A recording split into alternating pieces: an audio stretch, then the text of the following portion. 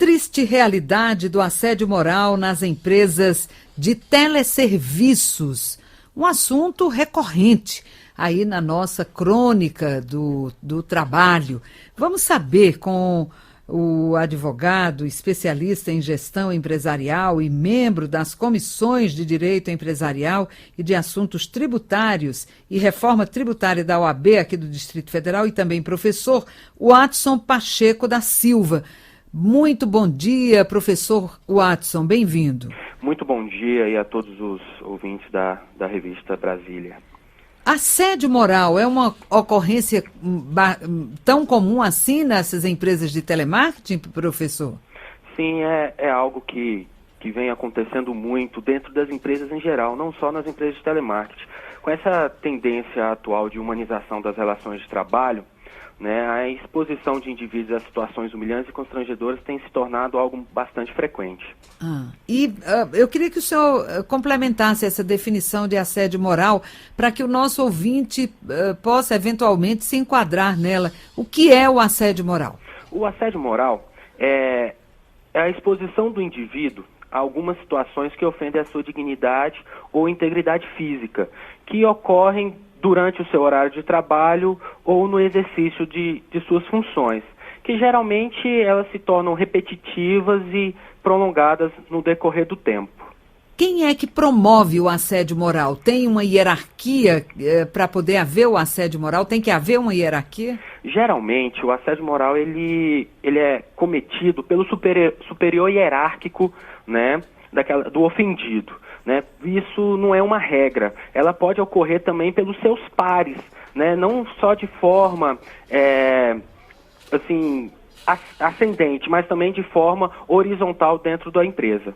Sim, quer dizer, o assédio moral pode ser promovido pelos colegas também. Pode também ser promovido pelos colegas, não só pelo nosso superior hierárquico. Mas o que nós vemos na nossa prática hoje é que, na maioria das vezes, quem comete o assédio moral são os superiores. Sim. E aí, diante dessa realidade, Dr. Watson, qual é a análise que a gente pode fazer? O que é que leva um chefe ou um colega a praticar o assédio moral? Muitas vezes o assédio moral ele é praticado quando um funcionário, por exemplo, ele falta por diversas vezes por conta de questões de saúde. E para um empresário demitir, né, esse funcionário sem justa causa se torna um pouco mais oneroso. Então o superior hierárquico acaba por assediar o seu funcionário com ações, ali com palavras, com gestos, e-mails, forçando com que aquele empregado peça demissão e isso torne menos oneroso para a empresa. Né? E também pode ocorrer por conta de funcionários que não estejam cumprindo as suas metas, né? Para que ele se esforce mais a cumprir suas metas. É uma forma assim um pouco desvirtuada de motivar, que na verdade acaba desmotivando o funcionário a realizar suas atividades cotidianas no trabalho. Certo, é o contrário da motivação benéfica, né, ao trabalho, né? Isso. Agora, Dr. Watson, quando esse tipo de coisa ocorre no ambiente de trabalho, a tendência é que esse ambiente se degrade, não? Com certeza.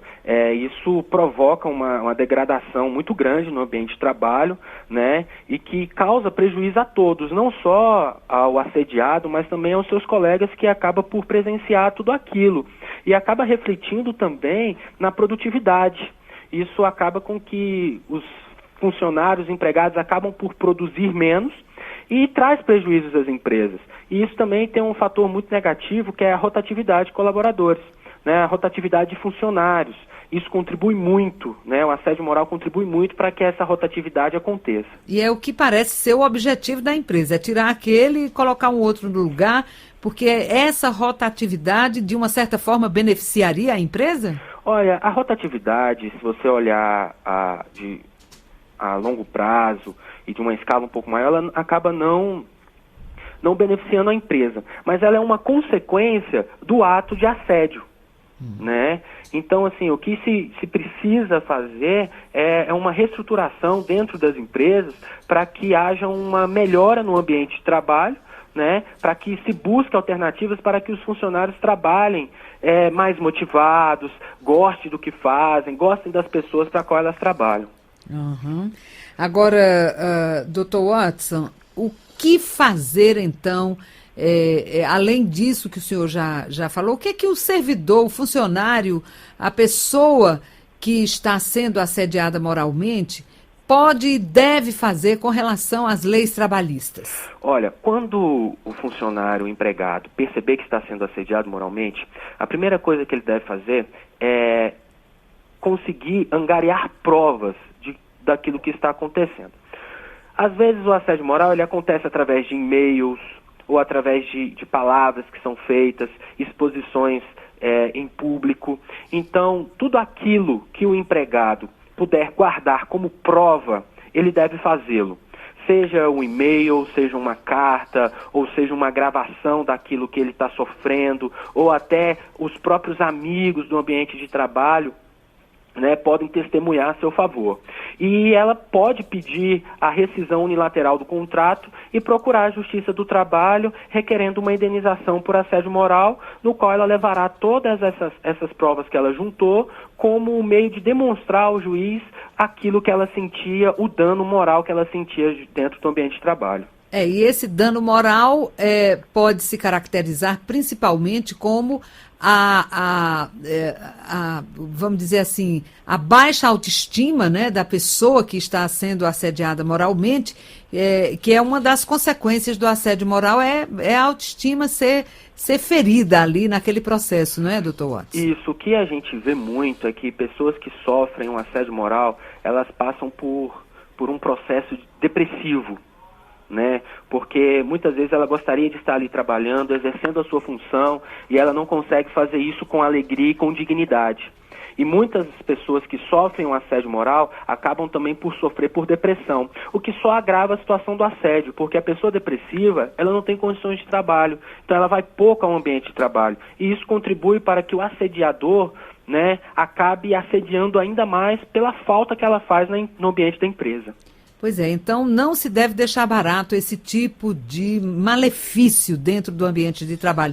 O ideal mesmo é sempre que a pessoa se sinta assediada moralmente, que ela recorra à Justiça do Trabalho, não é, doutor? Isso, a pessoa que se sentiu assediada, ela deve procurar também a Justiça do Trabalho. Só que nós não devemos tratar também só as consequências, a gente deve tratar também as causas.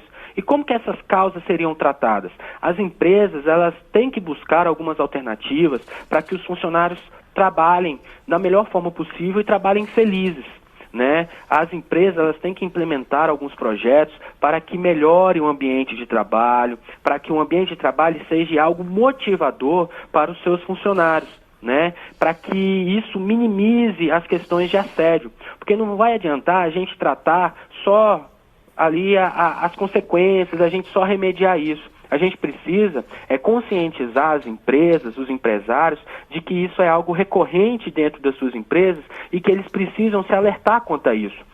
Porque isso acaba sendo um passivo para a empresa acaba tendo que investir dinheiro para remediar as questões de assédio.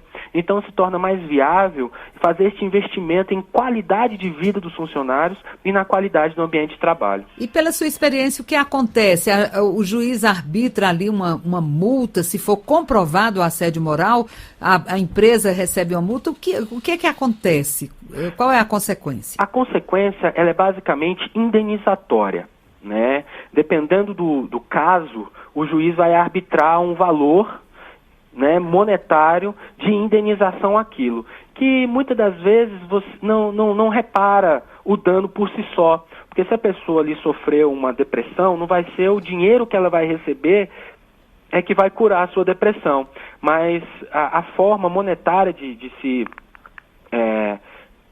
multar, de aplicar na empresa, é algo que acaba por inibir muitas vezes também a prática do assédio moral. Muito bem, do advogado especialista em gestão empresarial e membro das comissões de direito empresarial e de assuntos tributários e reforma tributária da OAB-DF, também professor Watson Pacheco da Silva. Muito obrigada aí por contribuir aqui com o nosso Revista Brasília, hein, doutor? Eu é que agradeço a todos os ouvintes e agradeço também à revista por estar contribuindo para que esse assunto, né, se torne mais discutível e assim a gente contribuir para que esse tipo de ação seja cada vez menos recorrente nas empresas.